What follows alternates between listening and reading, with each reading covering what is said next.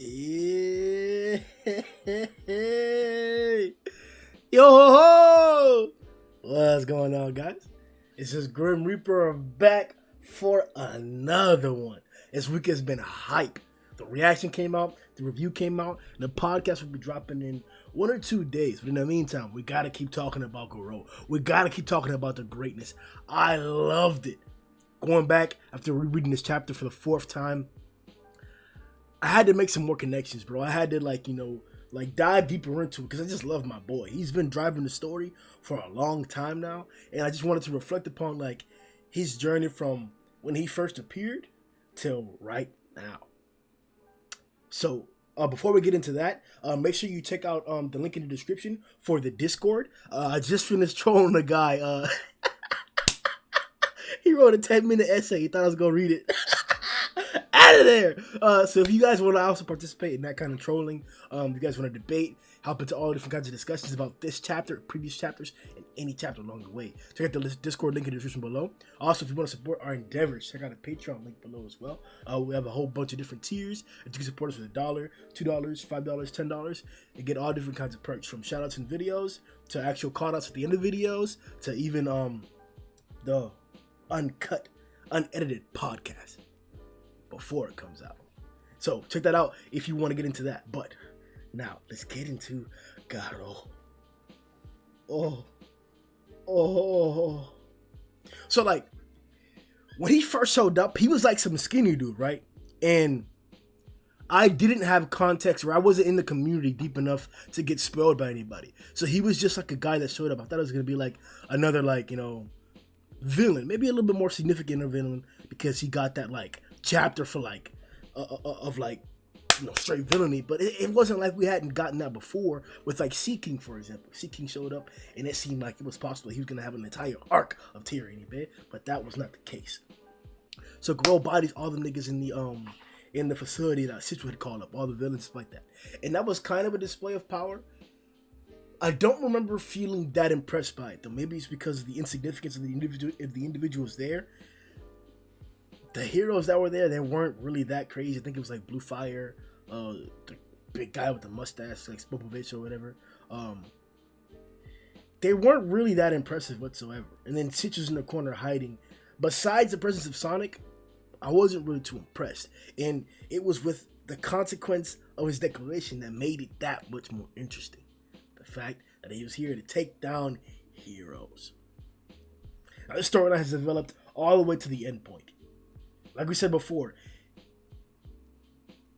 his philosophy for killing heroes isn't based on any fame, isn't based on any underlying reason, or any money-based reason or anything like that. This is he's seen the experience.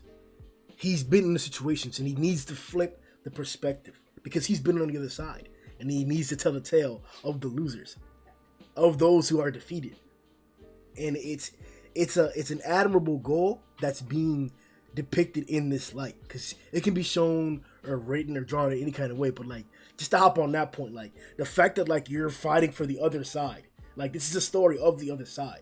The courage of the other side. The only reason why a victory by heroes is great is because the threat was that much greater. So you have to make a strong threat. And it's an amazing literary strategy to have not necessarily a main character aspect, but we are rooting for Garou as if he was the main character. In every instance, in any instance, it's Garou. So to see that reflected from the beginning in the ideal that, hey, I'm here to take down all you heroes. Citrus scared. He heard about the hero hunts, and then it started to happen. Get into the tank top. Boy, tank top was that big old white boy, bruh. Yo, that Texas, that cowboy shit, bruh. Down here in Florida, you see them rednecks out there, mudding and stuff. That's who tank top reminds me of. Outside in their tank tops and stuff like that, cool and booming or whatever. Same thing. Tank top is big as hell. Nothing but strength eludes from his physique, his appearance, his design. And that's what we got in the fight. amazing brawl, tackling stuff, pretty quick too and agile. And then we got to see Garou's response to that. The first instance of dynamic and power up against him, the first time that we get to see like how you put it, how he deals with this power dynamic of a fighter. And he dealt with it pretty amazingly. I wasn't necessarily like convinced that the water stream was a power martial art. Mainly because of the design of Bang. He's a skinny old man. But I already know how anime is. Those guys are usually strong. So I wasn't delusional in that aspect. It's just, I didn't expect his superpower to be that of including superior strength like that. But it did. So it isn't too foreign or too crazy to see Garou, a direct student of his, a young version, also elite power in his deflections and his speed and innate inside of the martial style that is the water stream.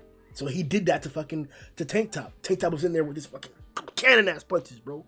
Just manhandling, tackling him through Garou up until he gained the upper hand by switching on the style. And that's when we saw the little dynamic between his resent towards his master. Because whenever we first got introduced to it, we were really told that he just like was tired of, not that he was tired, but he had learned everything that he could have from Bang. There wasn't really a true reason to hate Bang. Not that I can clearly understand. So it must be like either I'm not digging deep enough or it's not there. But there is no true reason to hate Bang. So the parallels from back then till now, and in between with their encounter during the EC interaction, it makes you think like, where does Garou really stand with Bang current day? Like current day, like what does it really mean to like go head to head with Bang? Because that has to happen. That has to happen. One more time, that has to happen. What is that going to mean, like, you know, relationship wise for the two individuals? That being said, though, by turning on the water stream, he got past Tank Top, put him in, and got his first knockout for the S rank guy. It wasn't the most significant one, and there were some other less significant ones than that along with it were also pretty cool. Like, I forgot his name, the guy with the slingshot, not one shotter. I forgot his name, but he's got a badass something. I forgot what it is, but him and Spring Mustachio, they came through, bro. And that's when we got to see some of Murata's like amazing, spectacular stylistic art for certain characters. That Mustachio style, bro. That long ass like extendo shit that he pulled out. Bro, Mustachio was one of my favorite ones, bro. He was in there with it, but unfortunately, they both got defeated, and that was along the way. We get to see him face different type of dynamic fighters up against weapons now, because he actually clarified that he can face weapons or whatever. And then he told the guy, I forgot his name once again, that if he wasn't drunk, that first shot probably could have injured him. His first slingshot. But then Garou was able to handle every other slingshot and then use tremendous prowess to like sense everything around him, all the blades that were flying around him, stuff like that, trying to hit him or attempting getting close to hitting him or whatever, and he handled that. So we get to see more of his agileness and his fighting ability grow. So now we have an individual who can fight up against big tough guys and up against skill fighters.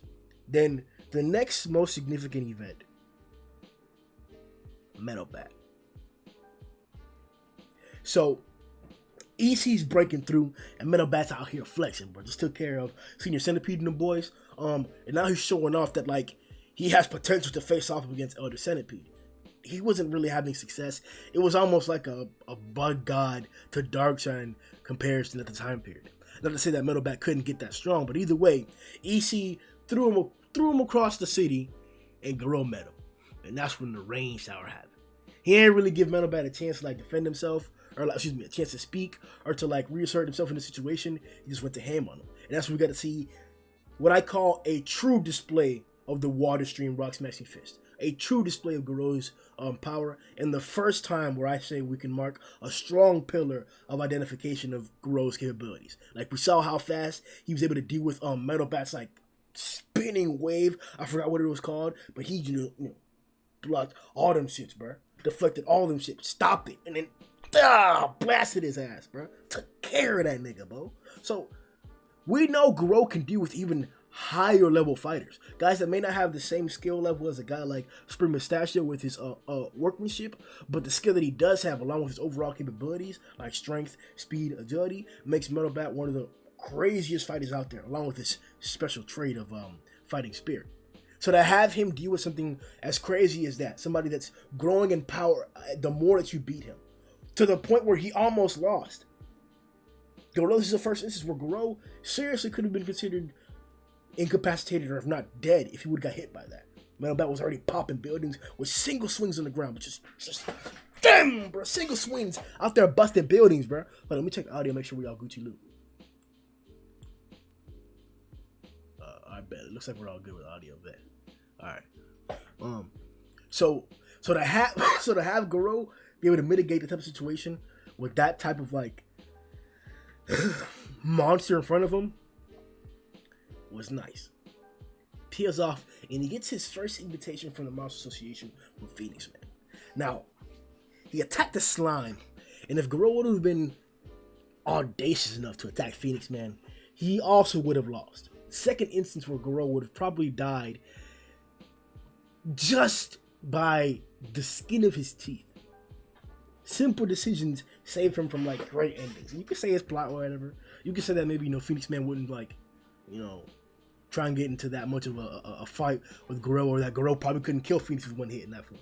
Whatever you want to say or think or believe, that would have been dangerous right there.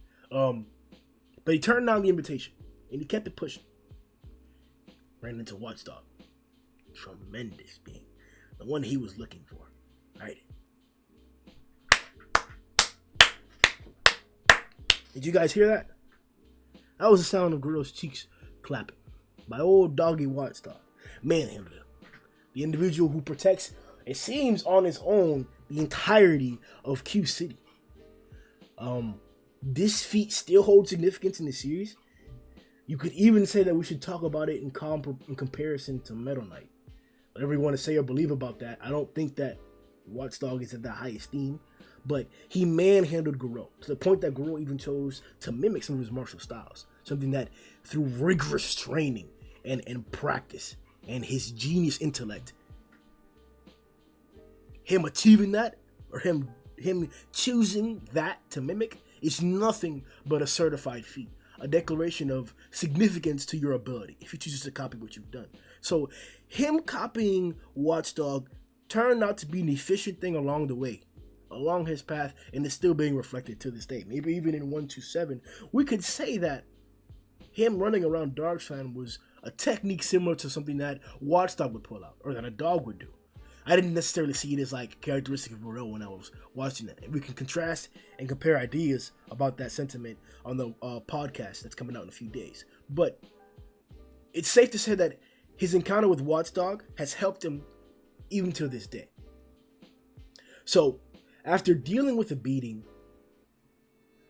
but after devastating several heroes along the way, Garou has started to build up a dangerous name. So, others who want to build up their name as well can. The AB8, collection of strong, skill-based, carefully selected A and B class heroes. Death Gatling did a great job of like strategizing, because he really damn near succeeded almost in like affecting Garou detrimentally. I will say that they even really did affect Garou detrimentally to the point that like he struggled up against Genos and Bang and Bomb. Not to say that he wouldn't have regardless in that condition, but Murata definitely made that fight a display. And they gave us a lot more insight into other characters in the series and their viewpoints and sentiments towards not Garou necessarily, but the same oppression that Garou is considering, or that Garou is a victim to, the superior hero, the winner, or whatever all the time. And there are winners even amongst heroes. That's what was made clear to us. So I'm interested to see that plotline develop as well. But with that encounter and all the different like the things that were thrown at him, we saw Garou pull out all kinds of agility and all kinds of technique, strategy, quick thinking, overcome that obstacle. And by doing that, it made the Genos fight that much more significant. No longer were we going to be dealing with like what we could call, hold on one second, bro.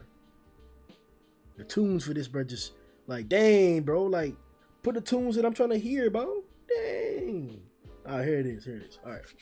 So, him defeating the AB8 in that manner and utilizing all those techniques and dealing with all those encounters to get to the next step, which is Genos, was a great transaction. Genos is indeed a step up of like almost all those things. Projectile attacks, he has cannons. Hand-to-hand skills, he was matching Garou hand-to-hand, bro. Distance and fighting at areas or traveling around, he was matching Garou and following him everywhere he went. They were fucking up half the park was entangled in their fight. All the skills that AB8 had and presented, literally Genos presented the superior version of it in one, the S-class level of it. And Garou even mentioned to the AB8 that if they would have brought one S-class guy, they probably would have succeeded. But it was their ego that stopped him. But it wasn't Genos' ego that stopped him. Genos is going to take out Garou. This is another instance where I believe that Garou could have lost. Now, we already know all the times where Garou has met Saitama in between. He's knocked him out twice. But even if that's the consideration for that, we know that's the introduction of Saitama and Garou for later on plotline, so I'm not going to consider it. I'm considering other huge points that don't interact with that fucking juggernaut. So, Genos really put in work, and the fact that he's able to take on EC after the fact that he fought Garou at that state, and that hurt state, we'll make that caveat, really says something about Genos as a character. So once again, we're building other characters and other individuals along the way with Garou's journey. This is what makes it so great. This is what makes him such an incredible character, or have the allure of a main character, because he's getting it all. He's getting it all, and we're seeing it all. It's so badass. But here comes the original confrontation. Bang from the onset went and got his brother because he knew he was going to be the one that was going to have to deal with Garou. He should be the one to do it. Sacrificing his dojo and asking his brother to do the same, they went out. They looked for him, and this is their first instance finding him.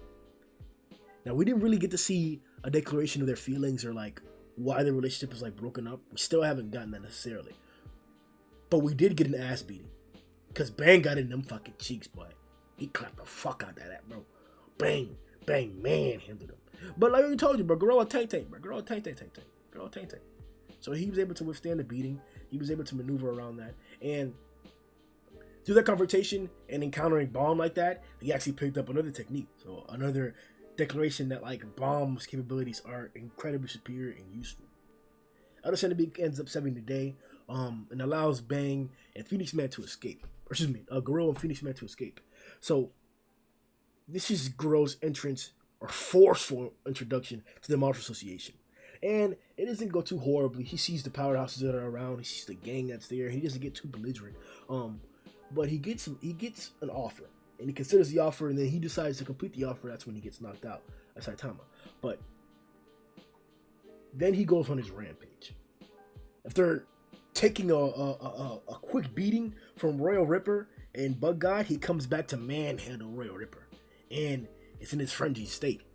There, that actual loss, that defeat, that jump, helped settle the next amplification in his growth. We could even say that his growth started to accelerate at that point, including healing and other different things like that. But he came back, bodied Royal Ripper. Ended up fighting Super Mouse, Showerhead, and Unihorn right before Rover showed up. This was the first straight up loss. Up against Bug God and Royal Ripper, Garou said that he could deal with it. He was getting a hang of it and that he wasn't going to lose. And it seemed imminent that he would win. But up against Rover, it seemed imminent that he would die. This was when Garou's like resilience really showed out. And when I can say that like he became my favorite character in the series, most likely, probably. To face that display, a true display of power, something that I like, that's good, that we need to see, and was drawn top standards, 10 out of 10. He dealt with it. He dealt with that. That's why I put respect on Garou's name, because he dealt with Rover when he first showed up, and Rover showed up. Then came Garou. Not as destructive as Rover, but skill-wise as dangerous as anybody else right now. Somehow deals with that and then encounters the actual king. The king displays his power, a firestorm of dragons. And he comes out on top with that. I wasn't really expecting Orochi to not come out on top. But once again, Garou's resilience, Garou's determination, his ability to combat these almost indescribable threats, once again builds the character that we have now. This is why I say that the current Garou is a high dragon. That the one that we saw wake up against Pooty, without question to me, was a high dragon. Because he not only managed to block and withstand an Orochi punch, not only did he manage to withstand point blank firestorms from Orochi, not only did he manage to literally tank point blank fire cannons from Rover point blank. I mean, he counterattacked. Both of them counterattacked. I'm not worried about Garou. I'm not worried about Garou. Garou's a monster right now. And straight head cannon, the most outrageous prediction that you'll hear, that Garou's gonna have cannons pretty soon. Because that's what he just encountered. That's literally what he just encountered. He hasn't really gained too many things that aren't martial styles, but he's gained healing. And something's curling up in his bottom right half right now. He's met Darkshine. His first instance and first display too. We'll get into a video whenever we talk about Darkshine. We'll get into his dynamics and what I think about his new display. But if you want to get an earlier thoughts on that, an earlier grip on those thoughts on Darkshine, make sure you check out the One Punch Man podcast. It's coming out in a few days. There with me, Zhoniin, Sasuke, and the boys. Are we comparing and contrasting this chapter 127? The bazooka. This is the most contested point. Garou took a tackle to the chest and his ribcage broke. But he matched the bazooka. The bazooka has to be stronger. Is it? We're gonna find out. Hopefully in two weeks. Now, this is where we're at this point in Garou's journey. I'm amazed. I loved it. It's been amazing. Hopefully, with the continuation of it, it gets even crazier. Because, why not? You ought to be just as good for it. If you want to discuss this topic or anything else, make sure you check out the link in the description below in the Discord. Check out our Patreon if you want to support us. And we'll see you boys next time, man. Yo!